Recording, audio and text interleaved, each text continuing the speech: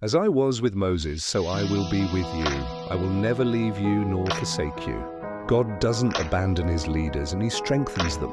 In the quiet corridors of authority and the challenging moments of decision-making, leadership can often feel profoundly lonely. The path is frequently walked in solitude with burdens that seem too heavy for one person to bear. Yet in these very moments of isolation, a divine promise echoes through time, a reassurance that you are never truly on your own. This is the foundation upon which every great leader, guided by faith, must build their resolve. Imagine Joshua standing on a wind-swept hill, the vast expanse of the desert stretching before him. He looks back, not just at the horizon, but at the colossal shadow of Moses, a leader who communed with God and parted the seas. The weight of a nation, the future of his people, and the legacy of a legendary predecessor pressed down on him. The pressure must have felt immense, the task impossible. Joshua likely felt overwhelmed, perhaps even inadequate, stepping into such a monumental role.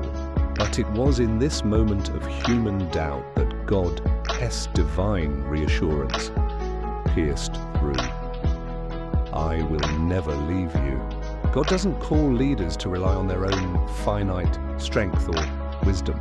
He calls them to rely completely and utterly on Him, the infinite source of all power and guidance. His presence is the ultimate qualification.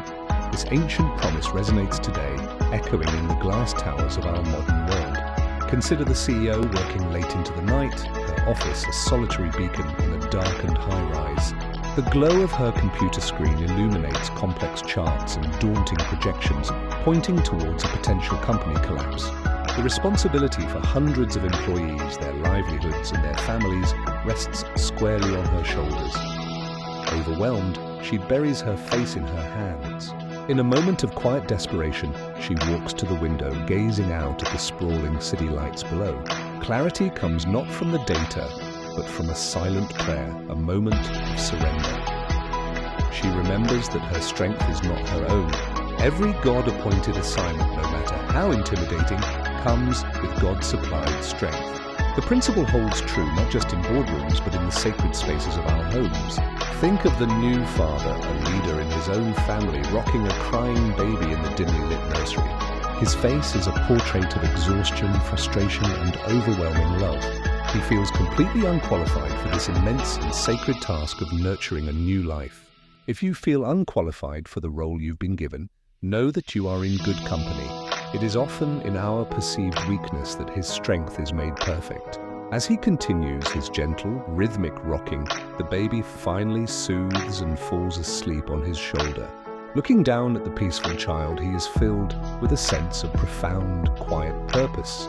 In these humble moments of service, he discovers a resilient strength he never knew he possessed. God equips those he calls.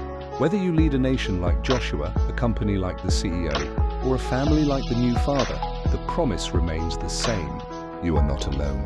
His presence is your constant companion, His strength your endless supply.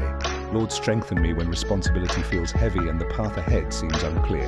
In moments of doubt and weariness, remind me that you go before me, that your hand guides me, and that your grace sustains me. Amen.